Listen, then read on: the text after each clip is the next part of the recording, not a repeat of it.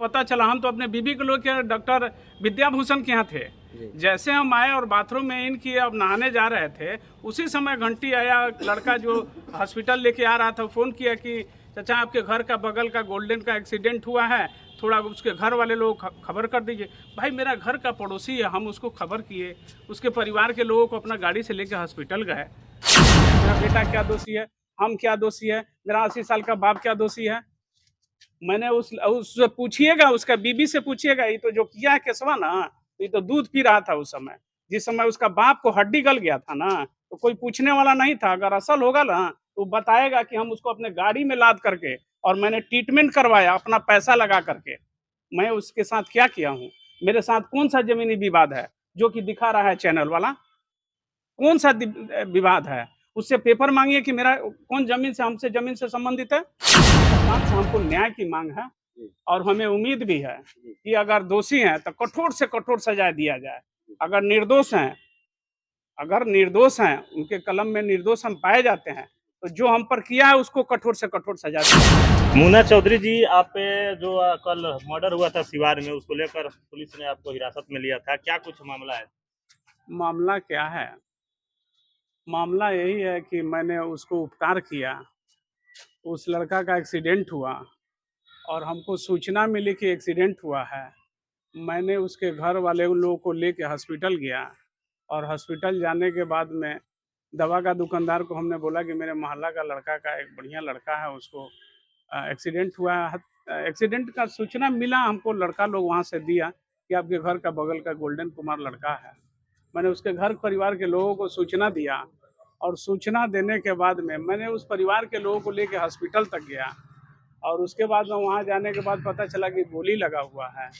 गोली लगा हुआ है तो हम लोग को पता चला भाई कहाँ तक, मैंने कहाँ गोली लगा हुआ है। तो उस जगह तक हम लोग पहुँचे, एक अरविंद कुमार पत्रकार के साथ हम उनके बाइक पर गए और वहाँ हम लोग गए तो देखे कि 2 खोखा पुलिस पाई हुई है। तो हम लोग को जानकारी हुआ कि भाई गोली लगा हुआ है। लड़का अच्छा था, उस परिवार से हमको संबंध भी अच्छा था। अरे सौभाग्य का बात है कि उसका पिताजी को मैंने अपने गाड़ी में बैठा करके उसको ट्रीटमेंट करा के उसका ज़िंदगी मैंने दिया था। उस लड़का का अनुकंपा पर मैंने 50,000 रुपया दे करके मदद किया था और मैं अपनापन समझ करके गया।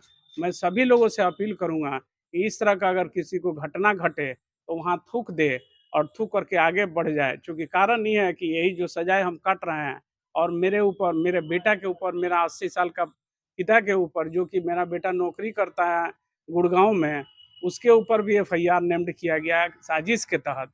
अब पुलिस अपना जांच करेगी। जमीनी विवाद बताया जा रहा है कि नहीं, उसको भी जांच करे कि हमसे किस तरह का जमीनी विवाद है। हम तो एक पत्रकार पर केस करेंगे, उसका क्या नाम है, कौन 9 तक बिहार जो चलाता है, उस पत्रकार पर हम केस भी करेंगे कि हमको जमीन का व्यवसायी बताया है। हम क्लास 1 का कंट्रैक्टर हैं, गवर्नमेंट कंट्रैक्टर है। मुन्ना चौधरी जी, जो परिवार वाले हैं उन लोग का आरोप है कि इसमें आपकी सहभागिता हो सकती है। परिवार वाले लोग को आरोप नहीं है, उसको कराया जा रहा है, उससे करवाया जा रहा है। कोई लोग लगे हैं क्या? हाँ, पीछे लगे हुए हैं लोग, हमें पता है। एक दलाल किस्म का आदमी है जो कि लगा हुआ है।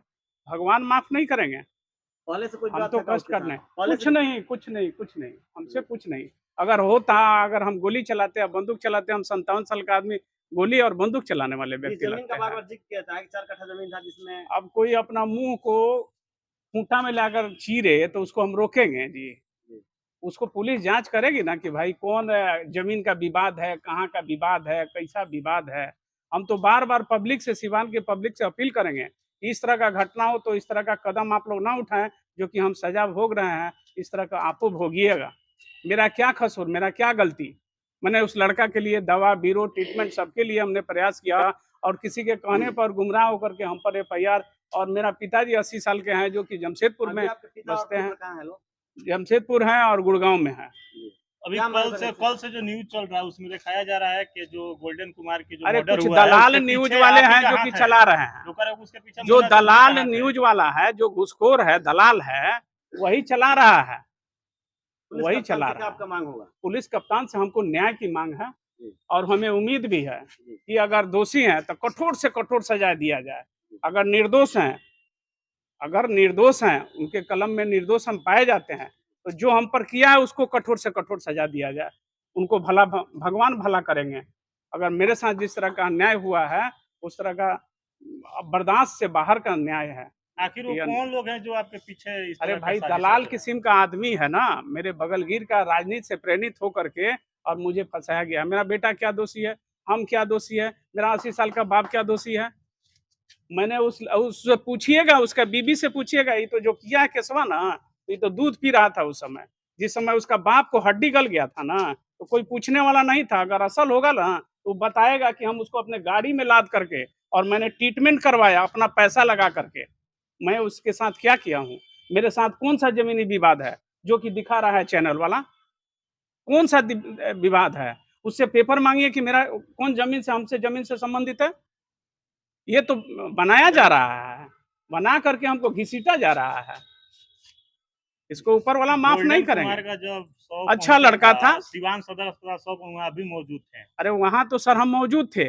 वहां से जहां गोली लगा था वहां भी हम लोग गए। बोले ना, अरविंद कुमार पत्रकार के गाड़ी पे बैठ करके हमने भी गया। मैंने कल से खाया नहीं था। हम बीपी का पेशेंट हैं, हार्ट का पेशेंट हैं, शुगर का पेशेंट हैं। तब तक मैंने, कल तक हमने नहीं खाया था। मेरा शुगर भी बढ़ा हुआ है।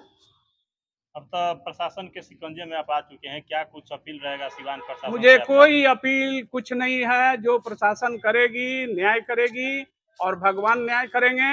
मुझे किसी से कुछ कहना नहीं है। जो होगा सामने देखा जाएगा। भगवान पर विश्वास है और मुझे न्याय पर विश्वास है। इसके अलावा मुझे किसी को कुछ नहीं कहना है।